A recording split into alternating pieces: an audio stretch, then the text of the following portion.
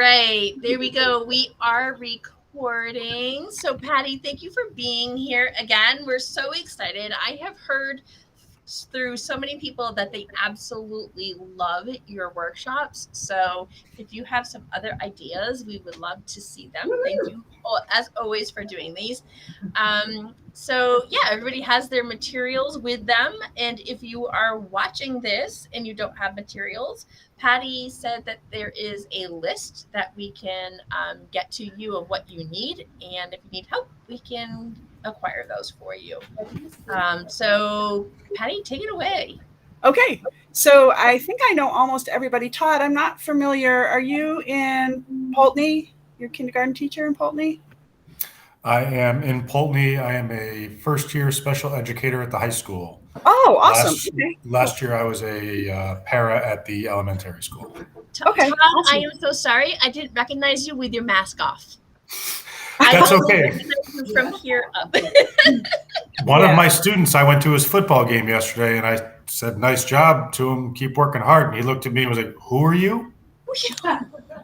I work with the kid for 2 hours every day. I have no idea because I was wearing a mask. Wow. No kidding. Mm-hmm. So I have the pleasure of being the last in service on a Friday. So it's going to be pretty light. And I learned the hard way that you have to do that on the last in service of any day if you're the last workshop. But this is going to be really light, and I expect people to chime in and ask questions. I do have a pretty quick slide presentation, but before I begin, I just want to give a shout out to there's a woman that I met years ago. Her name is Therese Wilcom, and she is an assistive technology practitioner. She's self-dubbed and widely known. She's actually nationally and internationally known MacGyver of assistive technology. So she just likes to look at recyclable materials and put things together to make things work, in unique and creative ways that support students in learning and people in living. I'm hearing some feedback from somewhere, so if everybody could mute, that would be helpful. It's probably coming from Proctor High. So I want to review really quickly the difference, not the difference, but just assistive technology is any technology that is necessary for a person with a disability to accomplish a task. Oftentimes, technologies exist and they may be for the general population, but they become assistive technology if in fact it's a necessary tool or service for a person to do something to overcome their disability. So oftentimes there's overlap between what we call educational technology or just technology and assistive technology. And it's no secret that I have a true passion for assistive technology and making.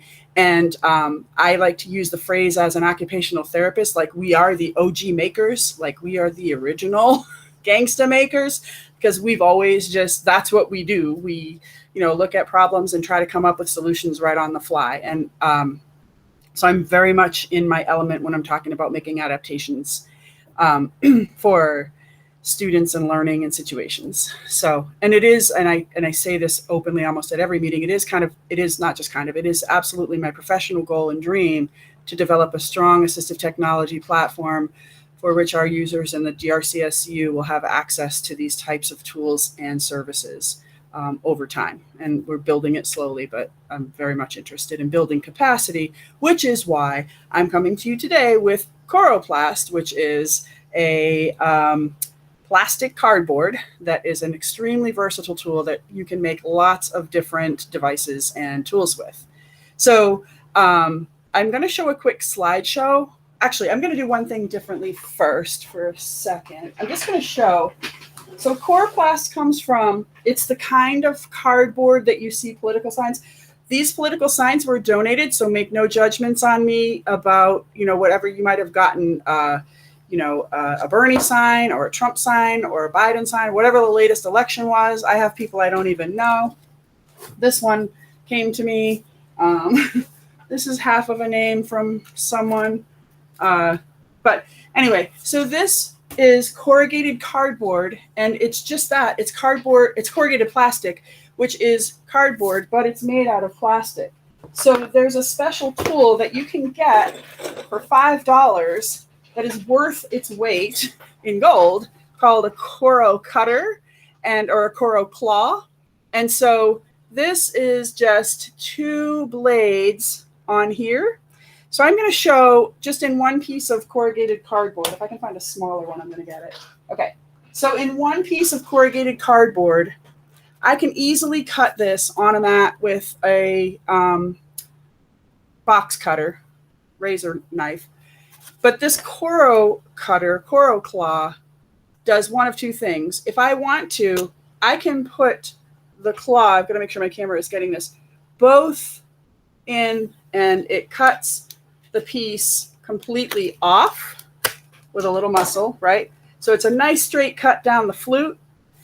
Or I can put it in just one, and it will make a beautiful hinge to the corrugated plastic, right? So you can imagine then if I were to cut on this side, structurally, like the engineering and physics that are possible because you have a spring here and you can create all kinds of angles. It's the possibilities are endless. And so now I'm going to go through a very quick slideshow of just some of the things that my colleague, Therese Wilcom, has made. And then we'll go on to assembling the, what does she call it? The Vitaline. It's a book or page holder or an iPad holder. We'll go on to doing that, which is super simple. So just sit back, relax, and enjoy the show. Maybe you want to buckle up your seatbelts. All right, here we go. Got to get to my screen sharing.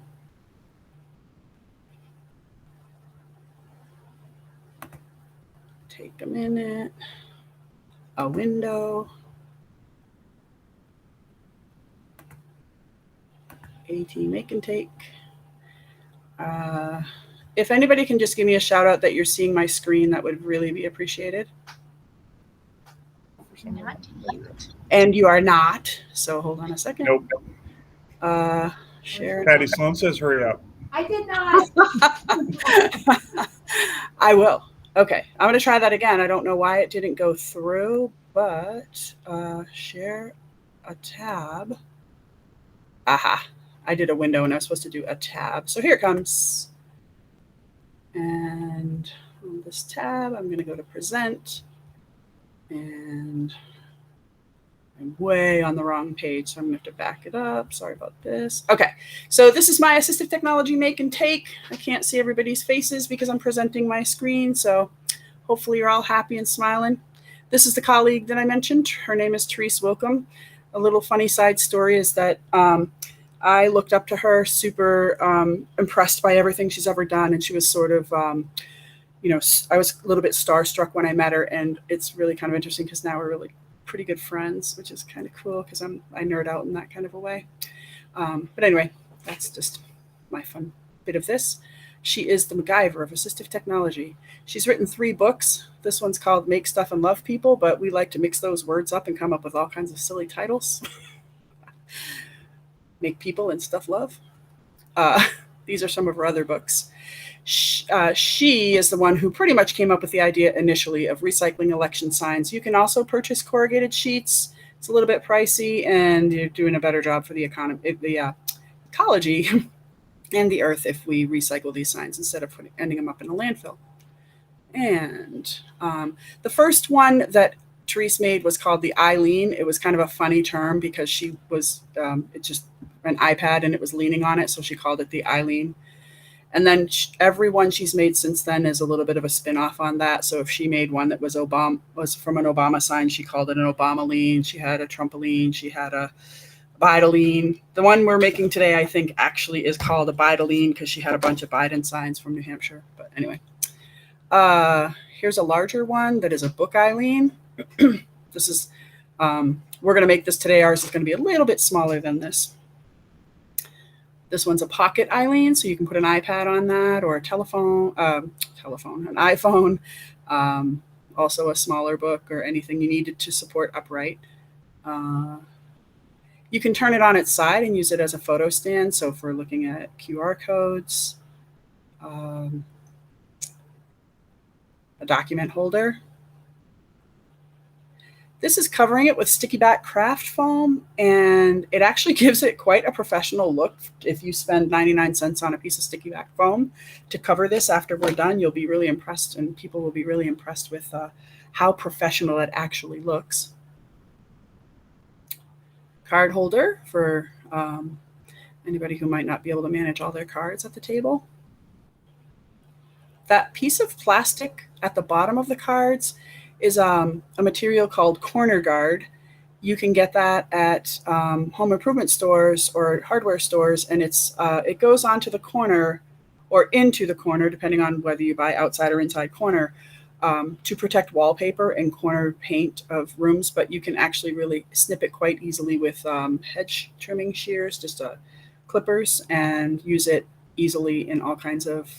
It's just a perfect little holder or shelf for these types of constructions.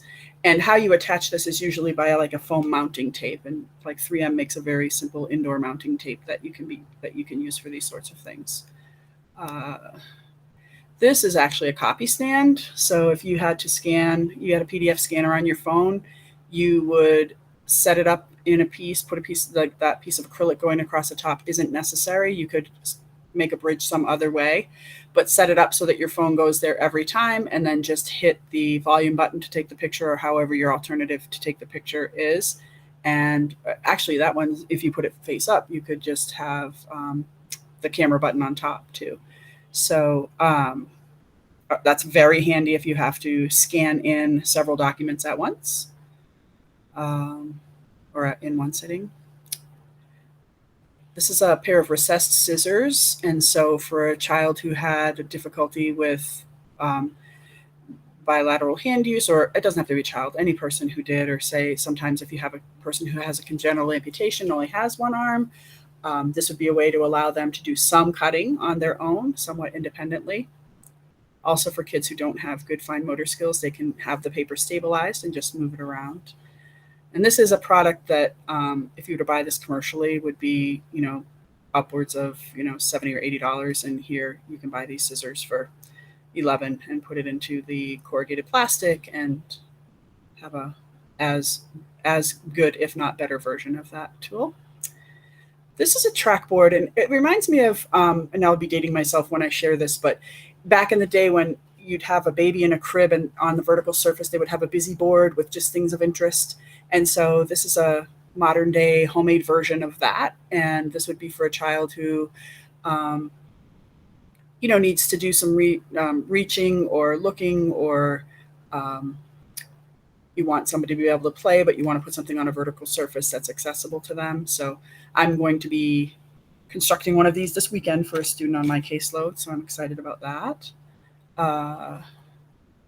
Here, the Coroclast was used to create dividers in a classroom, so that divider could either go on the table or on the floor. It's not real sturdy, like kids would not be able to lean up against it, but it's enough to create a little bit of privacy. The picture on the right is a picture of what's called Veltex, which is, I don't know if it's still currently used, but it's the fabric that's, I know it used to be used on the inside roof of a car. But what's unique about it and what's great about it for this purpose is that it is the hook side, the loop side of Velcro, so that if you have the hook side, which is the stiffer, rigid side, it will stick to that. So that's kind of cool that you could change things. It's sort of a modern day felt board. I know when back in the day they used to have a felt board. This would be a way to do that. I actually did this in black for a student with a cortical visual impairment. Just this week I made one of these, so this was pretty cool. This one on the left is a picture schedule, and they used corrugated plastic just to do like the horizontal array of what the student is expecting. The picture on the right is a sandwich cutter, and this is not so much for a person with a motor impairment, but more like someone who doesn't really understand how best to cut. He had to cut a bunch of sandwiches. So that's corner guard on a piece of corrugated plastic, and then the visual cues of the pink dots is where the knife would go to cut the sandwich. So just a really easy, quick, unique way to on the fly make what we would call this in the field, we would call this a jig, and it would be a peanut butter sandwich cutting jig. So that the person, who's cutting the sandwich knows exactly, put the sandwich in, cut it, and then take it to the next station. All right. Again, here's an iPad holder, and this one you'll notice has the yellow, they have the sticky back foam, which is it's craft foam. You can get it at Michael's or any other craft stores, and it's best to get it sticky back instead of trying to adhere it yourself. But it definitely surprisingly raises the bar on how much more professional these items look. It can, for some people, having recycled materials as their tool or part of their repertoire can be a little bit off-putting.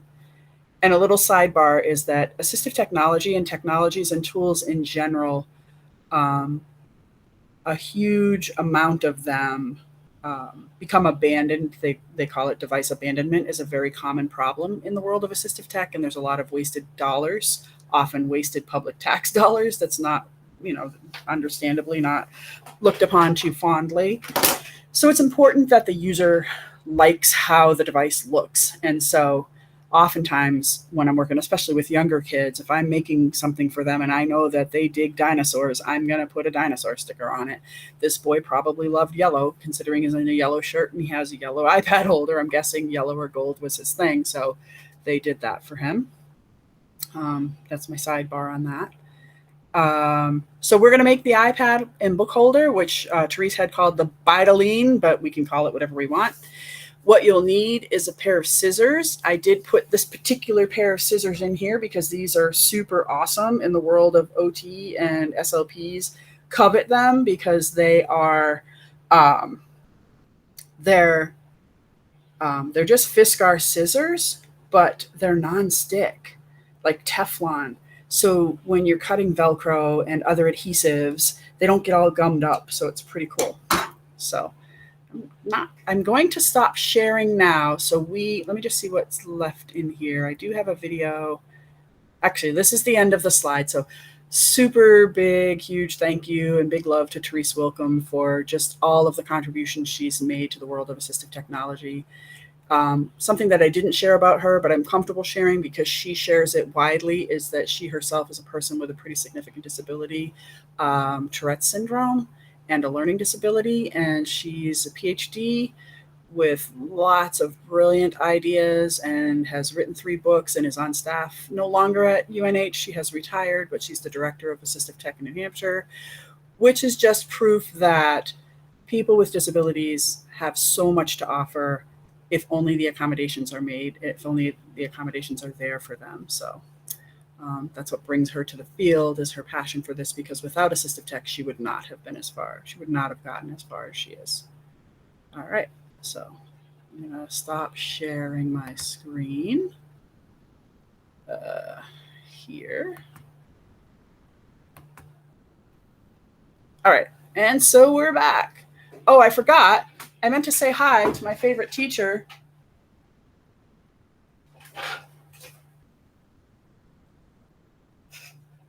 That's for you, Ben.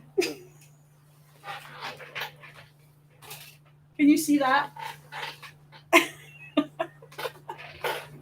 It says, haha, Ben. It's just You're that funny. I don't know why I have a curtain behind me. I think somebody put, it's covering the chalkboard. I was like, well, I could hide something behind there. Anyway,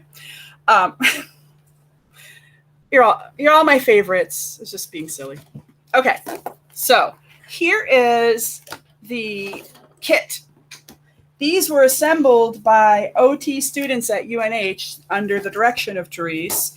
And they're on a grant from the Christopher Reeve Foundation that she was able to distribute them to lots of people to spread the good word about corrugated plastic and the possibilities.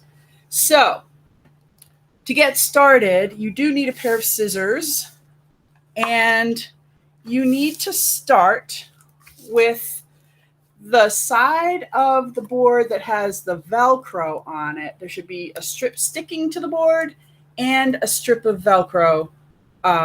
So peel off the top of the Velcro, which is the hook side, And so the loop side, Velcro works in a series of hooks and loops. So the hooks are the rigid, plasticky part, and the loops are the fabricy part. Okay, so you should have the hook side in your hand. As a general rule with Velcro, if you want your Velcro to stick to lots of different things, we try to put out the word that the stable surface is the side with the loop and the moving surface is the side with the hook. So if you're, it doesn't matter. There's no Velcro police who go around and enforce that, but in our, we just try to be more consistent so that if we wanted to interchange between kids. Okay, so you're going to take this Velcro and fold it in half and snip it so that you have two pieces about the same size. There's really not a way to mess this up, so if they're not exact, don't worry. So you're going to have your two pieces of Velcro. Yay. All right. And then I want to have my screen so that I can see everybody. Oh, I guess I do have everybody because they're all piled in Ben's room. Okay. And then you're going to take you put those down for just a second. You're going to take your kit and you'll see there's two rubber strips on one end, and those are non-slip strips. And those are on the opposite end of where the Velcro is. So turn it over so that the rubber strips are up on your work surface. Okay, so those are on the bottom.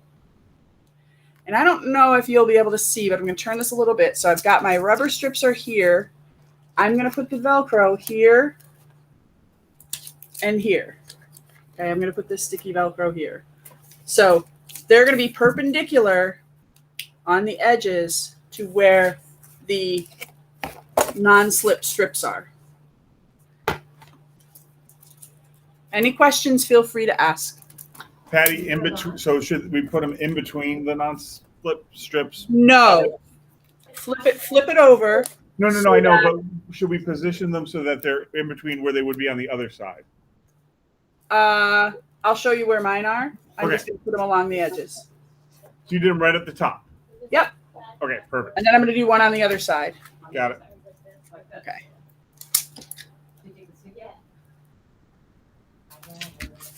So it should look like this. And when I flip it over, like this. Okay? I think we're there. All right. Okay.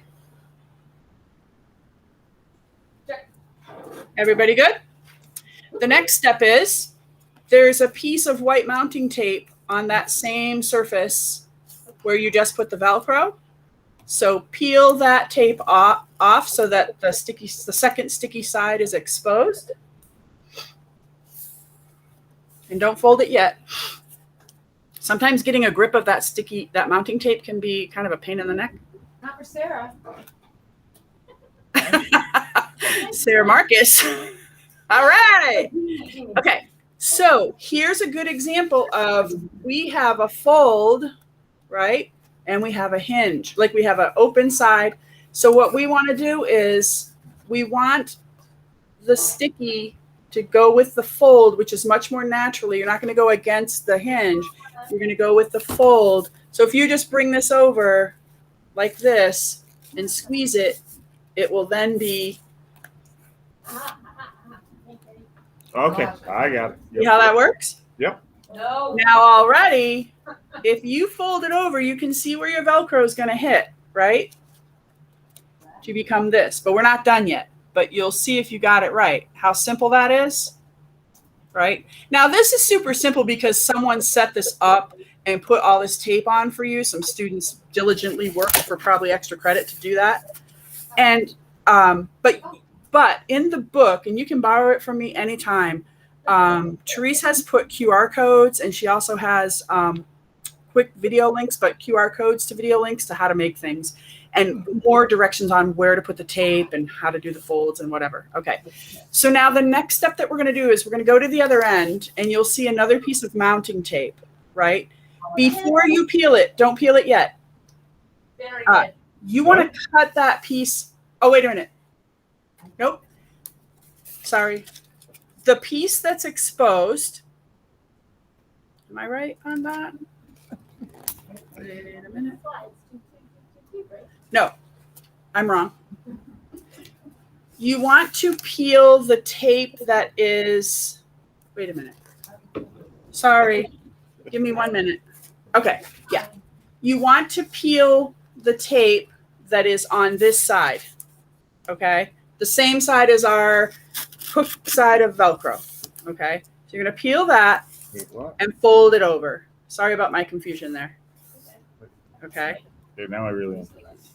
So the same side, so it's on the opposite end as the hook part of the Velcro. Yes. Yep. Okay. So peel that and flip it up and over, and then you'll have another piece exposed.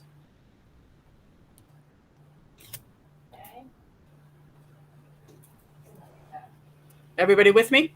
And then Okay. flip it. Okay, go ahead. Don't flip it yet. Okay. Because this part's going to be the hardest part of all, and this is just because you don't have a Coroclast. But what you want to do is we're going to cut this piece off because this piece is going to be our guard.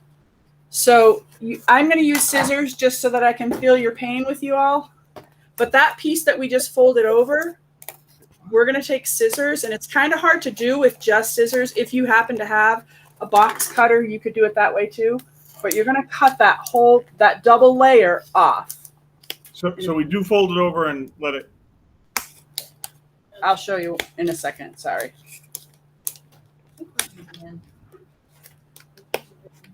So what I did was, it was flat, and I folded it over, and it became double thick on the end, and then I cut the double thickness off. Oh, I see.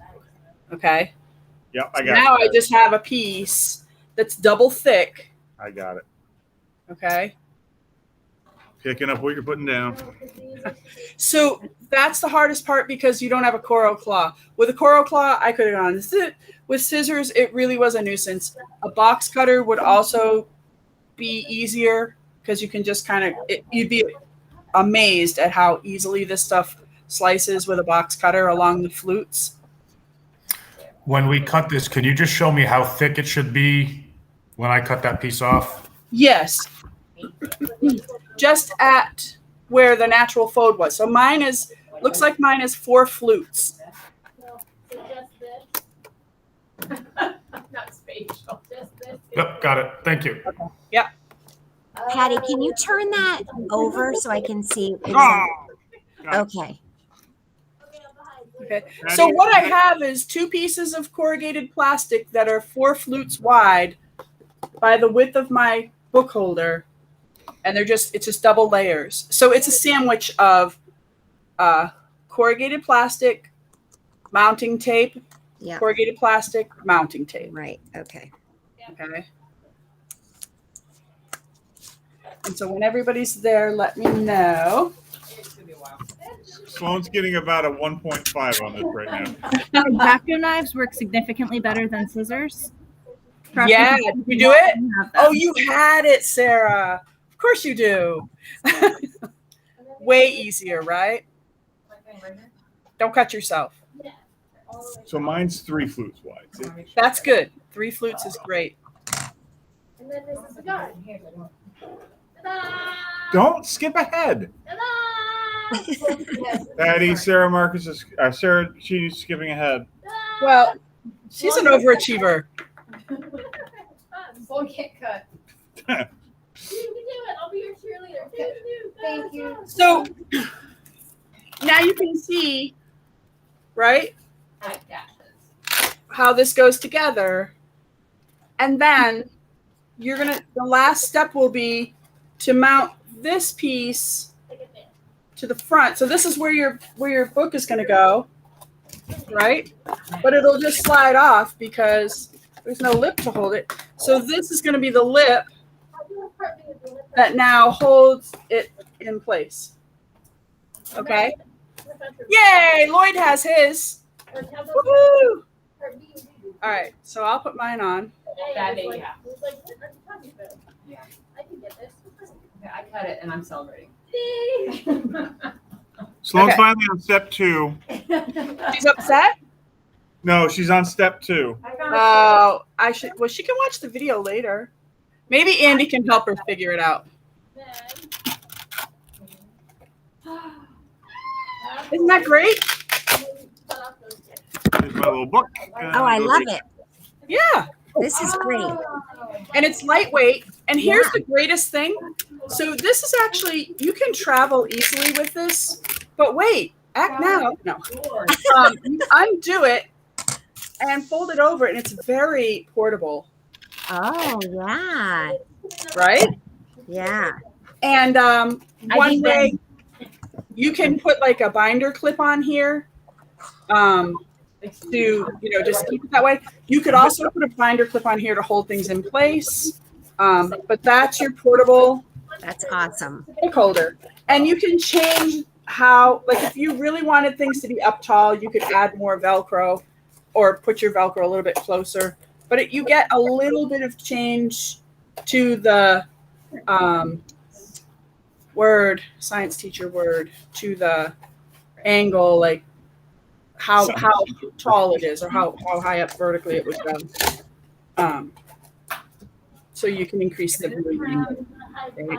I actually gave one to my mom for her iPad, and she loves it because she was holding her iPad and it was bothering. She has arthritis and it was bothering her thumbs, and she just uses this, puts it in her lap or puts it on her tray in front of her, and it holds it vertically and is okay. So there's that. There was one other thing I wanted to show. So just because I want you to see the versatility of the Coroclast, I showed you how to cut it along the flutes, right? But you can also cut it across the flutes. And I do this with, I use a T-square at home. I use a T-square, and I'm also a quilter. So I have a self-healing cutting mat. So I have an old one that is now for my plastics and not for my wood fabrics. But if I make a cut into the Coroclast, and I'm going to cut it off. Hold on. So if I cut partway through, I can also give myself a hinge this way, right? So it's fascinating material because I can do it this way or this way. And you can get spring, and you can get lots of different responses that you need for different types of physics and mechanics. You can also construct, and you can have some give to the material if you go along with the grain. If you use it against the grain, just like in wood, you're going to get a lot more resistance and a lot more strength. So there's lots of ways to consider, but you don't have to get that deep into it either. But it's just a really versatile material that is free for the asking. Be careful, because when you say, hey, I'll take your old election signs, they'll be on your doorstep every day for like all of November and December, and they're gross and dirty, and then you got to hose them down, and it's not fun in Vermont in December to be hosing down election signs. It also doesn't bode well for your marriage, but if you live with a minimalist. Anyway, so that's it. That's the end of my presentation, and I'm happy to take any questions or let you guys go. We love you, Patty. Thank you. Awesome, Patty. That was great. Cool. Thank you, Patty. That was awesome. All Thank right. you. Shark Take it Tank. easy, guys. All right. Thanks, everybody.